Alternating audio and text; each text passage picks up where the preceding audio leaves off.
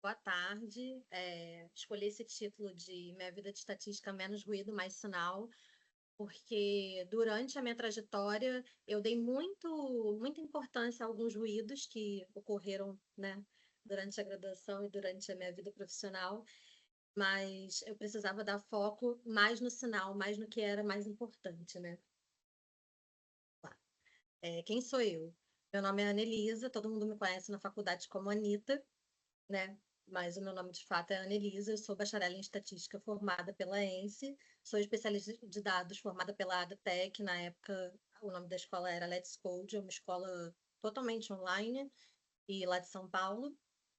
Atuo hoje em dia como estatística numa seguradora chamada Caixa Vida e Previdência, que é uma seguradora voltada para produtos de vida, prestamista e de previdência privada, somente para a Caixa Econômica Federal. E como curiosidade aqui, eu sou viciada em TikTok, vejo o tempo inteiro. Sou uma jovem mística, não tão jovem. Sou terapeuta Ayurveda também. Sou super tatuada e sou praticante de yoga, principalmente modalidade Hot Yoga, que é aí a 43 graus a prática, né, numa sala aquecida. Bom, e por que que eu escolhi a estatística, né? Primeiro, porque eu tinha muito interesse em números, então eu fui procurar alguma graduação que fizesse parte ali do meu real interesse, né? E aí eu fiquei em dúvida entre economia, estatística, engenharia de produção, e eu fui pesquisar sobre as oportunidades e vi que a estatística era a profissão do futuro. Nesse momento já é a profissão do presente, né? Era do futuro lá atrás, quando eu entrei. E aí, pesquisando mais sobre a graduação, e inclusive dentro da graduação, né, eu fui descobrindo como a estatística pode auxiliar na resolução de problemas reais, e com isso também contribuir para o que eu queria, o meu foco na vida, que era fazer a diferença, né? Então, hoje eu sou a única estatística da empresa, a minha empresa é uma empresa grande, mas somente eu sou estatística lá dentro, e eu vejo quanto eu sou importante para outras áreas, né? Quanto o meu trabalho é demandado para outras áreas. Então, eu acabo fazendo de fato a diferença, né?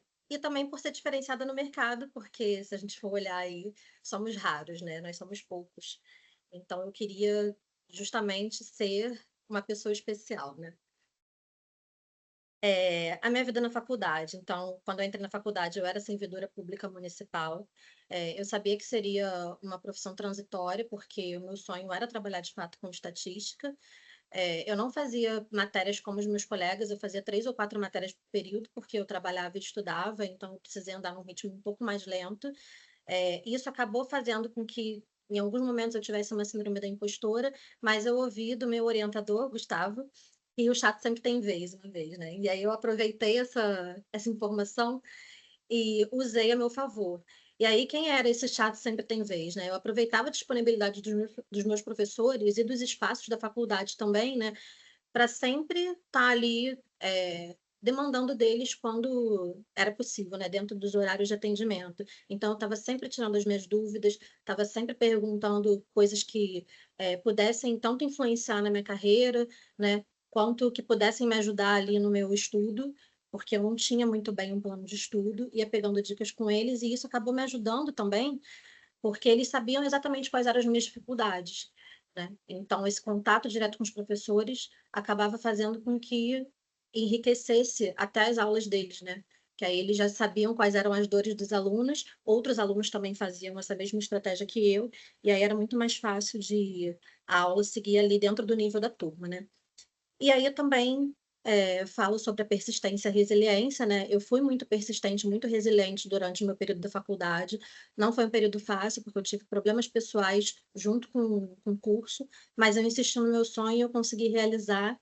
Hoje eu sou uma estatística reconhecida no mercado, e eu sou muito feliz por isso. Já dei palestra para vários outros colegas, né, que me chamaram para falar sobre carreira, e é bem legal saber que eu consegui chegar exatamente onde eu queria chegar. E aí veio o desafio do primeiro emprego, né? Então, eu precisei ter ali uma tomada de decisão. Eu exonerei de um cargo público para assumir um emprego na área, sem eu nem ter feito estágio. Isso me deu muito medo no início, mas eu precisei confiar ali na minha competência, né? E no meu conhecimento. Eu tinha 3 focos na vida, né? 3 sonhos na vida ali dentro de carreira. Um era trabalhar na FGV, porque era uma empresa que, para mim, tinha uma projeção muito grande, né? Então, eu queria ter as três letrinhas da FGV no meu currículo. Outra era trabalhar numa multinacional e outra era trabalhar em uma seguradora, né? E eu consegui cumprir essas três, trabalhando na FGV, na TIM e agora na Caixa Vida e Previdência, que é a seguradora. Para que eu pudesse ter essa oportunidade, eu fiz um LinkedIn. No meu LinkedIn, eu apresentava as minhas habilidades, então eu escrevia textos primeiro sobre análise de dados, análise exploratória de dados, que é o básico, mas que funciona muito, né? A gente não pode nunca esquecer do básico. E depois eu fui falando sobre outros conhecimentos mais avançados, né? Como modelagem, como alguns testes estatísticos. Fui fazendo conexão com pessoas que pudessem me contratar, então chefes, né, superintendentes, coordenadores, gerentes, pessoas de RH, para que eu pudesse me expor, e de empresas que eu trabalharia, né? Então, eu escolhia empresas que eu gostaria de trabalhar, via como é que era essas empresas, por onde que eles contratavam, e ia adicionando essas pessoas e expondo ali o meu conhecimento. E aí, as oportunidades que eu tive, como eu falei anteriormente, foram a FGV. Depois da FGV, eu fui para a TIM e depois para a Caixa Vida e Previdência, que é onde estou hoje. Na FGV, eu não fazia muito um trabalho de estatístico, né? Lá a gente tinha duas áreas, a mineração de dados e a área de coleta web. Eu trabalhava dentro dessas duas áreas, mas mais com mineração de dados. Apesar desse nome, não era de fato uma mineração de dados que a gente fazia, tá? O que a gente fazia era, eu trabalhava dentro do Instituto Brasileiro de Economia e a gente precisava alimentar o banco de preços. Então, a gente fazia contratos com empresas que fossem detentoras de sistemas de nota fiscal. A gente recebia esses dados deles de vendas, então com isso a gente alimentava o nosso banco de preços e em contrapartida a gente fornecia para eles algum produto que eles quisessem. Às vezes a gente construía uma cesta para que eles pudessem fazer os próprios índices deles, mas o que a gente mais fazia era relatório de geração de mídia espontânea. Né? Então, eles pegavam esses relatórios feitos pela FGV, então tinha o nome da FGV e tinha o nome da empresa, e aí eles podiam divulgar esses resultados com a confiança que a FGV tinha no mercado. Né? E a parte de coleta web era uma parte que a gente raspava os preços anunciados dos sites, também para alimentar o banco de preços. Na FGV eu trabalhava com Tableau, R, Python, com CMD, com tudo que a gente pudesse trabalhar, com SQL, tudo que a gente pudesse trabalhar ali a gente incluía. Depois eu fui para a TIM. Na TIM eu também não fazia um trabalho de fato de estatística, mas foi um trabalho também importante para mim. Me deu uma bagagem muito grande. Lá eu trabalhava mais com SAIS e com Power BI. O que eu fazia lá, basicamente, era cuidar das contas que a gente trabalhava na parte de cobrança, né? Então, eu cuidava das contas que eram corporativas. Todo cliente corporativo da TIM ficava na minha mão, em termos de geração de relatório, para que os próprios executivos pudessem cobrar esses clientes. E eu também fazia disparo de SMS. Então, todos esses SMS que vocês recebem de operadora, na TIM quem fazia era eu, né? Cobrança, de campanhas, enfim, qualquer coisa que tinha SMS aí para disparar, quem fazia era eu. E aí, por fim, apareceu a oportunidade na Caixa Vida e Previdência, para trabalhar de fato como estatístico, né? E aí eu fui para lá e lá eu comecei a desenvolver os modelos, que não tinha modelo nenhum na empresa, então eu comecei a desenvolver modelos de previsão de sinistro, prêmio-ganho, faturamento bruto, vendas. Aí conduzi também outros estudos, né? Vai ter um que eu vou falar mais para frente, do limite de retenção, mas eu conduzo muito estudo de aderência das nossas taxas de sinistro com as tábuas atuariais, né? Que ou são de mortalidade ou são tábuas de invalidez. E aí eu tive uma virada aqui, né, do enfim estatística. Depois de 2 empregos na área, que era, entre aspas, na área, que era na área de dados, mas não era de fato como estatística, eu consegui chegar no cargo de estatístico, né? Então, qual foi meu caminho até aí? Depois que eu saí da graduação, eu busquei um curso de ciência de dados para ter esse título que fosse alinhado com o mercado, porque toda vez que eu olhava uma vaga, eu via sempre assim, vaga de cientista de dados, e nunca era de estatístico, né? E a gente sabe, enquanto estatístico, que o estatístico ele já é, por default, um cientista de dados, né? Só que ciência de dados é muito ampla. Hoje em dia a gente tem cursos, né, no mercado que formam cientista de dados, mas existem vários cientistas de dados no mercado que são de outras áreas de formação. E eu não queria, eu queria ser uma estatística que trabalhasse com ciência de dados também, porque tinha muitas oportunidades, né? Então, eu busquei um curso de ciência de dados para ter esse título que fosse alinhado ao mercado de fato, mas também para entender se tinha alguma coisa de diferente da gente. Spoiler, não tem. E aí, depois desse curso, acabou que apareceu a oportunidade de trabalhar com modelagem, que é onde eu trabalho hoje, na seguradora, né? Eu trabalho com modelos preditivos principalmente, mas eu também trabalho com outros tipos de modelo e eu também trabalho com outros tipos de serviço. Então, às vezes, eu boto a mão na massa e vou lá, organizo uma base de dados, que é o que a gente está precisando nesse momento. Às vezes, eu faço só um gráfico, que é o que está precisando nesse momento. Então, assim, é pau para toda a obra, né? E a questão do aprendizado contínuo, né? Eu me mantenho observando o mercado, mesmo que eu não queira sair do meu emprego, eu estou muito feliz onde eu estou hoje, mas eu me mantenho olhando as vagas para eu ir atualizando as minhas habilidades. Primeiro que a gente nunca sabe o dia de amanhã, né? Então, hoje eu estou feliz no meu emprego, pode ser que amanhã, não sei, não esteja ou não esteja mais satisfazendo as minhas necessidades. Então, eu preciso estar alinhada com o mercado, né, para estar preparado para assumir uma outra vaga. Então, eu sempre vou olhando quais são as tecnologias que estão sendo usadas, o que está sendo pedido, qual é a linguagem que é mais utilizada, né? E aí eu vou atualizando ali o meu aprendizado o tempo inteiro. O que me ajudou a crescer enquanto estatística, né? Aí eu separei em 3 áreas aqui: soft skills, networking e hard skills. Então, como soft skills, a comunicação, a gente, enquanto estatístico, precisa trabalhar muito a comunicação, principalmente com o nosso público, né? A gente não necessariamente vai ter um público técnico. Às vezes, a pessoa que vai ouvir ali é uma pessoa que precisa do resultado muito bem explicado, precisa que você explique tudo muito, com muita clareza, sem o tecniquez, né? Sem o estatistiquez. Então, a gente precisa ter essa comunicação muito bem treinada, ser muito claro, ter empatia com o nosso público. Não necessariamente eles vão entender de cara o que está ali no nosso gráfico. Às vezes é um gráfico um pouco mais complexo, então a gente precisa ter essa empatia e ter essa jogada, né, de conseguir trabalhar a nossa comunicação com o nosso público. E principalmente no mercado de trabalho tem inteligência emocional, né? A gente vai receber elogios, mas a gente também vai receber críticas, mas a gente não pode carregar para o pessoal, a gente tem que usar essas críticas como degrau para sempre estar se melhorando ali e subindo, né? Sempre evoluindo. Como hard skill, eu coloquei em primeiro lugar o pensamento estatístico, por óbvio, né? É o que faz a nossa diferença no mercado, principalmente enquanto cientista de dados, né? A gente já tem aquela raiz do pensamento estatístico, de saber que às vezes a gente vai ter um diretor, um gerente que vai pedir para a gente um monstrão, né? Ele quer um modelo, sei lá, de redes neurais convolucionais super complicado, e às vezes você vai pegar um modelo muito mais simples que vai ter um desempenho muito próximo daquele modelo que é muito complexo. Então, a gente vai ter que usar ali do princípio da parcimônia, né? De não precisar de uma bala de canhão para matar um mosquito. Também coloco aí o Python, o R, o SQL e o Power BI. SQL, para mim, é mandatório, todo analista de dados precisa saber SQL. Python e o R, eu aprendi Python para o mercado, mas eu praticamente não usei Python no mercado. Eu consigo, assim, oportunidades, diferente de alguns colegas meus que conseguem mais com Python, né? Eu consigo oportunidades onde eu posso escolher qual é a linguagem que eu vou usar e eu sou fã do R, gente. Então, eu continuo usando o R para o resto da minha vida. O R é maravilhoso, ele faz coisas incríveis e eu sou aqui testemunha do R, né?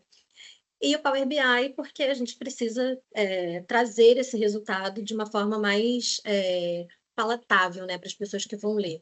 Então, a gente traz em forma de dashboard e geralmente o Power BI é o mais usado, mas tem outros, tem Tableau, tem Data Studio. Então, é bom você aprender um que os outros eles vão seguindo ali a mesma linha de raciocínio, né? E aí eu acho que o Power BI que é um pouco mais complicado, eu acho mais fácil aprender ele para depois evoluir para os outros. E o networking, né? Tentar sempre que possível ir para eventos e cursos para você fazer contatos, né? Fazer a sua rede ali de interesse ali, né? Eu coloquei pessoas de interesse pensando no LinkedIn, né? Na minha estratégia, eu adicionei pessoas que pudessem ser do meu interesse ali, né? Pessoas que pudessem me contratar, que precisavam me ver, né? E interagir com conteúdos. Então, tanto publicar conteúdos quanto interagir com conteúdos que sejam relevantes, né? Seguir pessoas que publicam conteúdos interessantes para você e ter interação com essas pessoas para ser visto. Ser visto é muito importante. Eu falei que eu ia falar sobre um projeto que mudou tudo, né? Esse projeto fez eu ser promovida agora em março, antes das minhas férias. Foi um projeto dentro da seguradora, né? Sobre limites de retenção. O que significa esses limites de retenção? a gente trabalha com importâncias seguradas no mercado de seguro, né? Então, você faz um seguro de vida, sei lá, você faz o teu seguro valendo 1 milhão. Então, esse 1 milhão é a importância segurada, né? Se você morrer, o seu beneficiário vai receber aquele 1 milhão, né? Aquela importância segurada. E aí, o que é o limite de retenção? A gente precisava entender por produto que a gente tem, porque cada produto tem um valor, né, tem um preço, por mais que você vá aumentando as importâncias seguradas, o teu prêmio vai aumentando ele também, né, quando você paga vai aumentando, cada produto ele tem um limite, né, produtos mais caros comportam importâncias seguradas maiores, né. Então, a gente precisava entender, por CPF, né, por pessoa física, quanto que a gente poderia acumular de importância segurada e quantos sinistros daquele a gente poderia aguentar somados aos outros sinistros, né, que são em valores menores, mas quantos sinistros grandes a gente poderia suportar de forma que a empresa não quebrasse. E aí, esses sinistros grandes, aí vai depender de cada produto, o que é considerado grande para cada produto, né, seriam as definições dos nossos limites de retenção. E aí, qual era a contribuição desse estudo para a empresa, né? A empresa tomar uma decisão sobre novos limites, porque tendo novos limites, limites maiores, a gente consegue vender produtos mais caros e isso aumenta a receita da nossa empresa.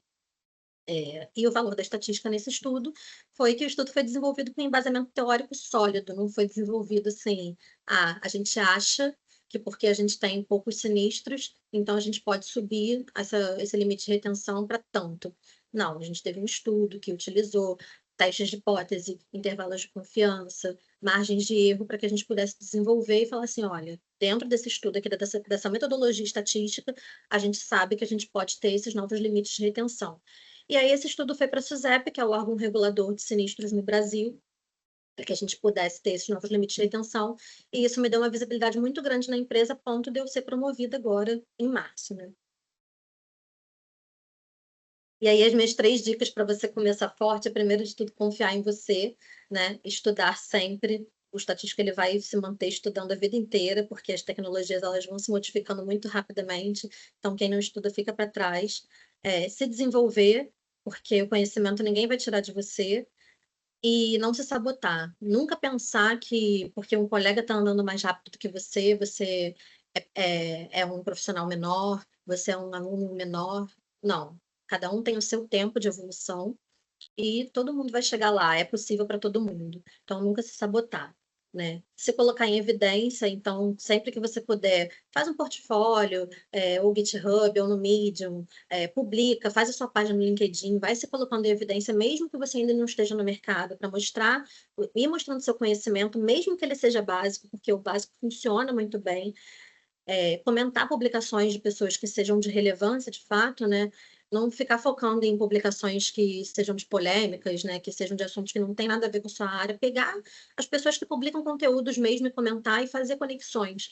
Porque quanto mais conexões você faz, mais você é visto e você é lembrado, né? Por conta dessas conexões que eu fiz, eu ainda hoje recebo convites todo mês, né, para participar de processos seletivos ou mesmo para assumir vagas, mesmo sem participar de processo seletivo, né? Hoje eu estou feliz onde eu estou, mas isso me ajudou muito em outras épocas, né, onde eu não estava feliz onde eu estava. E sempre que possível participar de eventos, mesmo que não dê para você ir num simpósio, num congresso, para mim não dava, por exemplo, eu não tinha horário para ir por conta do trabalho, né? Mas eu participava de comunidade de dados, eu fazia bootcamps, eu fazia cursos onde fosse possível eu interagir com a turma. E essa semana mesmo, um colega que fez o curso comigo na AdaTech me chamou para pedir indicação de cientista de dado e de engenheiro de dado. E aí eu pude indicar alguns colegas que eu sei que seria uma oportunidade legal para eles, por conta desse nosso contato nesse curso, e porque com as trocas que a gente fez, ele acabou me vendo também como referência na área. Então, a minha indicação para ele era uma indicação válida, era uma indicação importante. Então, esse networking é muito legal de fazer. E é isso, gente.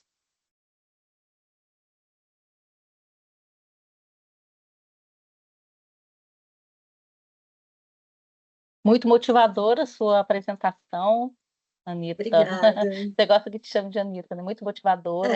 É, Se o pessoal que tiver perguntas, se quiser fazer as perguntas pelo chat, ou se quiser abrir a câmera para fazer pergunta para a Anitta. deixa eu olhar aqui que eu acho que. Deixa eu ver aqui. Alguma pergunta? Teve a Sueli perguntou qual foi o curso de ciência de dados que eu fiz. Eu fiz um Isso. curso que era da Let's Code na época, agora chamada Tech. Na época era um curso que até tinha pago, eu fiz com bolsa de 100%, mas hoje em dia eu sei que eles só têm com bolsa. Essa bolsa de 100% eu ganhei no processo seletivo dos, eu acho, era Santander Becas, agora eu acho que chama Santander Universidades. Lá eles têm uma gama de cursos de várias áreas, tem idiomas, tem cursos de tecnologia, desenvolvimento web, tem ciência de dados, enfim, tem vários cursos. E aí você tem que passar, óbvio, por um processo de seleção, porque são poucas vagas, mas eram 40 mil inscritos e foram 220 selecionados, eu fui uma das selecionadas. Mas tinha gente também que não era da área, tá? Eu era a única estatística no curso. E foi muito legal, assim, foi um curso bem completo, falava muito de estatística. A gente passou 4 meses, o curso durou 10, a gente passou 4 meses só com ensino de estatística. Foi bem difícil para alguns colegas que nunca tinham tido contato com o tema. Então, eu achei um curso bem completo, gostei bastante e recomendo. Temos uma pergunta da Rita: o tempo de conclusão do curso foi maior? Do Rita, você curso está de falando graduação, do curso de graduação? eu acho que é, né? É, Mas, bom, se for Isso, perdão, no curso de foi, graduação. foi isso. maior sim, eu me formei quase em 8 anos. É que Eu, assim, só fazendo um comentário, eu sou professora aqui na UFPI, em Teresina, e o nosso curso aqui ele funciona no turno da noite, né? Então, assim, vamos pensar aí que 80% dos nossos alunos, eles trabalham, né? E trabalham muitas vezes em campos de atuação que não tem nada a ver com estatística. Então, eles enfrentam muitas dificuldades, né, de conciliar, mas assim, achei sua fala maravilhosa, muito motivadora e pretendo apresentar para eles uma oportunidade para que eles possam conhecer, né, sua história, que foi muito interessante, muito bonita. Ah, que legal, obrigada.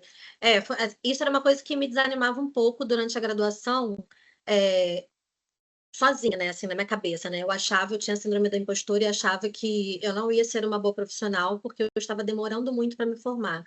Mas, como eu disse que o chato sempre tem vez, né? E eu estava sempre ali com os meus professores, eu comecei a dar ouvido para quem de fato importava, que eram os meus professores, né? E todos eles me elogiavam muito, porque Sandra foi minha professora também, Foi. né? Eu era uma aluna, eu era não, eu sou uma aluna que não tem medo de se expor, então eu participava da aula, mesmo que eu fosse falar alguma besteira, porque ali era o momento de eu ser corrigida, né? E assim, como eu trabalhava, eu dava muito valor à aula. Eu quase não faltava, e quando eu estava na aula, eu dava muito valor a prestar atenção na aula. Então, eu sentava lá na frente, eu ficava ali bem em Caxias, sabe? O meu material era um material com folhas numeradas, sabe? Muito organizado, justamente para eu conseguir depois organizar o meu estudo. Eu passava os finais de semana estudando, então abri mão de muita coisa na minha vida para graduação, mas valeu muito a pena, porque hoje eu tenho a vida que eu queria ter. Então, assim, demorou, mas isso não faz de mim uma profissional menor, muito pelo contrário. Hoje em dia, o meu conhecimento de estatística, ele é muito falado, né, no mercado de trabalho. Então, assim, todas as empresas que eu passei, todo mundo sempre fala sobre o meu conhecimento e eu fico muito feliz de ter conseguido chegar onde eu cheguei. Anitta, eles querem saber o seu LinkedIn. Ah, vou botar Aí aqui. depois você coloca aí. Acho que essa pergunta é da Rita, complementar. LinkedIn também. Estão te dando os parabéns. Quais foram os desafios que você teve na época que você estudou na ENSE? Bom, foram vários. Eu tive desafios pessoais, né, de doença do meu pai. Mas eu tive desafios de graduação, que eu acho que é o que acaba sendo comum a todos, porque eu entrei na faculdade 8 anos depois de eu sair da escola, né? Eu tenho uma outra graduação antes de estatística, eu sou formada em radiologia e imagem e sou especializada em radiologia industrial. Não consegui trabalho na área, é uma área que é muito fechada. Hoje em dia eu não sei, né? Mas na época era muito fechada para mulher, era uma área mais masculina. Então eu não consegui trabalho na área e acabei ficando um tempo trabalhando com outras coisas para pensar no que eu ia querer de fato, né? Então quando eu entrei na faculdade, eu estava muito tempo fora da escola, tinha muito tempo que eu não via matemática de fato, né? e eu não tive uma base muito boa, né? Eu não estudei em bons colégios, então eu tive uma dificuldade inicial ali com a matemática básica. Mas aí, novamente, o chato sempre tem vez, né? Então, o Juscelino sofreu ali comigo, né? Eu fiquei ali na sala dele, Juscelino e Alexandre, na sala deles o tempo inteiro ali, né? Pedindo plano de estudo, pedindo para eles corrigirem. Gente, eu fiz os exercícios do Sturt, assim, igual louca, né? Para além das listas de exercício. E o Alexandre e o Juscelino corrigiam ali para mim. é, os meus professores também de estatística, né? Todos. Takata me atendeu sempre, Sandra, Renata Bueno, Renata Duarte, Gustavo, que foi meu orientador, o Gustavo Rocha também. Então, assim, eu tive essa sorte de ter esse pensamento de que eu podia, de fato, procurar os meus professores, né? E de serem professores de fato maravilhosos. Eu sou apaixonada pela ENSA, gente, pelos meus professores. Então, assim, eu vou passar pano mesmo, porque todos sempre me atendiam, então isso fez muita diferença, assim. Mas a minha dificuldade era com o ciclo básico, né? E aí, depois que a gente passou do ciclo básico, que aí a gente foi vendo de fato ali a estatística, cara, para mim foi muito mais fácil. Eu queria de fato ser estatística. A pergunta da Caiara, é isso? Cauá? Não sei.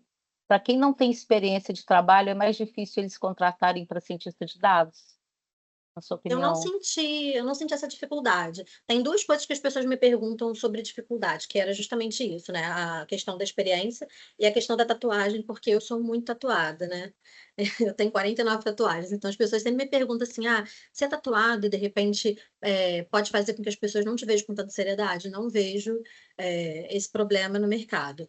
E a questão da experiência também não vejo esse problema. Eu não sei se eu dei sorte no meu primeiro emprego, porque o perfil que eles estavam procurando era exatamente o meu, alguém que não tinha experiência, para que eles pudessem moldar da forma que eles quisessem. Mas toda vez que eu faço entrevista, eu sempre procuro saber como é a empresa, qual é a tecnologia que a empresa de fato se interessa. Se der, eu entro em contato com alguém que trabalha lá para eu entender como é que eles trabalham lá, né? E me preparo para aquela entrevista. E sempre falando sobre as experiências que eu tive na faculdade. Então, eu falo sobre o pôster que eu fiz com a Sandra, eu falo sobre o meu TCC que eu fiz com o Gustavo e com o Marco Samuel, né, que também é palestrante. Então, eu sempre tento trazer o meu conhecimento, e aí eu acho que não faz diferença a quantidade de experiência que eu tive ou o tempo de experiência que eu tenho. Não vi essa dificuldade, não. Ah. O Edson quer saber qual a sua sugestão para profissional que já atua com dados, mas quer ser um profissional com maior visibilidade no mercado. Publicar. Ótima dica, né, sobre visibilidade no LinkedIn, fóruns, etc. Acho até que você, mas se você quiser dar mais uma complementação, a sua Publicar, assim, apresentação. produzir conteúdo. Eu acho que hoje em dia, como tudo é no LinkedIn, né? Todo mundo olha o LinkedIn o tempo inteiro. Não se envolver com assuntos que possam desvirtuar você do tema, né? Então, assim, eu não falo. Meu LinkedIn é um lugar de trabalho. Então, eu não falo sobre religião, eu não falo sobre política, eu não falo sobre futebol, sobre Fórmula 1, que é o meu esporte preferido. Não falo. Eu falo sobre estatística, que é quem eu sou lá. No LinkedIn, não importa qual é a minha religião, para que time eu torço, qual é o meu posicionamento político. Importa quem eu sou de fato enquanto profissional, porque é uma rede profissional. Então, ali eu me atenho a falar sobre estatística, ponto. Aí eu vou explorando temas, às vezes aparece, sei lá, o meu TCC foi sobre pesquisa de intenção de voto, né? Então, de vez em quando, toda vez que chega perto de eleição, aparece essa discussão, né? Essas pesquisas não são confiáveis. Aí eu vou lá e revisito o tema para falar sobre a pesquisa. Não importa quais são os resultados, para que lado que eu tendo ali, não importa. Eu preciso falar sobre metodologia de pesquisa, né? Então, eu vou tentando pegar esses temas, né? Vou vendo se tem algum tema atual aí que esteja sendo falado sobre estatística, senão eu dou sempre foco naquilo que é importante, né? O básico da estatística que as pessoas esquecem, todo mundo quer fazer modelo, mas ninguém quer fazer análise exploratória de dados, e às vezes a análise exploratória de dados já resolve o problema, né? E às vezes eu falo, por exemplo, sobre temas que eu vejo que ninguém está falando, cores em gráficos. A gente tem gente que é daltônica. Eu trabalhei com um rapaz que era Uhum. daltônico. Eu fiz um gráfico que, para ele, quando ele olhou, ele falou assim: cara, não, é tudo igual para mim. E aí eu abri os olhos, né, que eu precisava pensar que meu público podia ser daltônico. talvez. Então, eu vou abordando algumas coisas assim. Mas publicar, eu acho que é o principal. O João Vitor, ele quer saber se você acha que há menos oportunidades para modelagem matemática e risco. Não, eu não. Lá na minha empresa tem um rapaz que ele faz modelagem matemática. Eu confesso que eu não tenho muito contato com a modelagem dele. Mas assim, a gente trabalha com risco em seguradora, né? Então, tem na minha gerência, que é uma gerência de modelagem e resseguro, tem um pessoal que faz modelos mais voltados para risco, né? Agora que eu vou entrar nessa parte de fato, né? Dessa modelagem, que eu fui promovida para essa gerência e entrei de férias. São 30 dias, então eu ainda não consegui ver como é que é o trabalho deles ali, né, de perto. Mas eu acho sim que você tem que pensar qual é o seu principal foco. Você quer trabalhar com modelagem? E que tipo de modelagem você quer trabalhar? Então, corre atrás de estudar esse tipo de modelagem e de produzir conteúdo sobre esse tipo de modelagem que você quer, para que você comece a ser visto como referência nessa tua área de estudo. A pergunta da Viviane é sobre a idade. Se você acha que hoje em dia é um tabu para conseguir uma boa oportunidade no mercado de trabalho. Bom, eu entrei na faculdade com 25, né? Então eu já não entrei muito jovem, a minha turma tinha gente de 18, né? Então eu já era ali tia de alguns. É, e eu entrei no mercado de trabalho com 30, né? No mercado de estatística. Eu já estou no mercado de trabalho desde os meus 15 anos, mas como estatística, como na área, né, de dados, eu entrei com 30. Eu não vi diferença e hoje eu enxergo que talvez seja até uma vantagem, tá? Porque tem muita gente jovem que não está dando a importância que a gente tem que dar para o mercado de trabalho. Então, assim, eu vejo que hoje em dia tem algumas pessoas que preferem contratar pessoas mais velhas por questão de senso de responsabilidade. Eu não acho que seja um problema.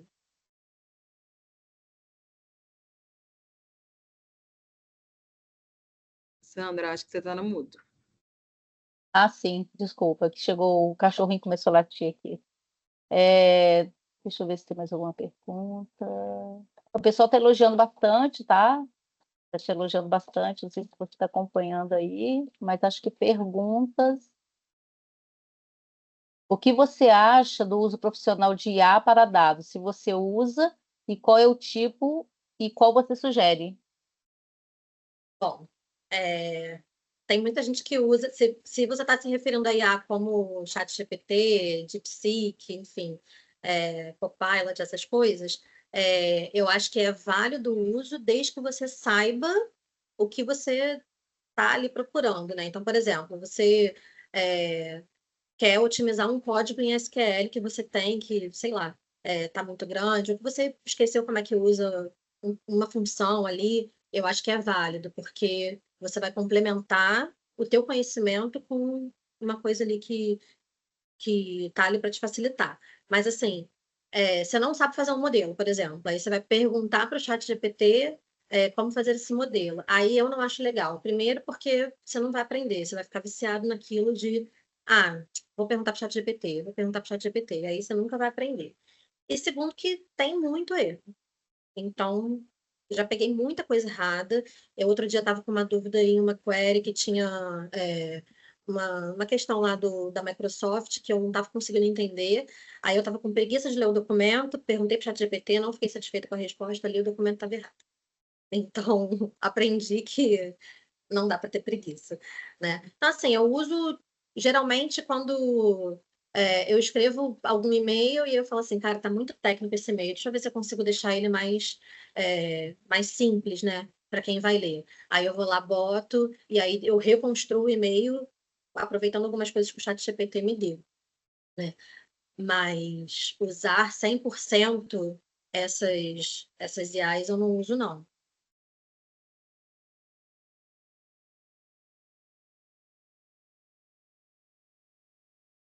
Tá mudo, Sandra, mas eu já Ah, enviei aqui a tá, você pergunta da leu, é Sueli. porque eu fechei de novo. Você indica É, algum curso? Ah, tá, olha, desculpa. todo o meu conhecimento de modelos estatísticos eu trouxe da ENSE. Então, assim, eu não. Indicaense. Eu indico a ENSE, de fato. Acho que não tem mais perguntas aqui. Ai, Ana, muito obrigada por ter participado. Como eu falei no início, eu acho que a sua apresentação foi muito motivadora para o pessoal, para os alunos, principalmente os que estão no início do curso, né? De todo o seu relato, assim, acho que dá uma energia boa para a turma, né? E a gente agradece muito, muito a sua participação.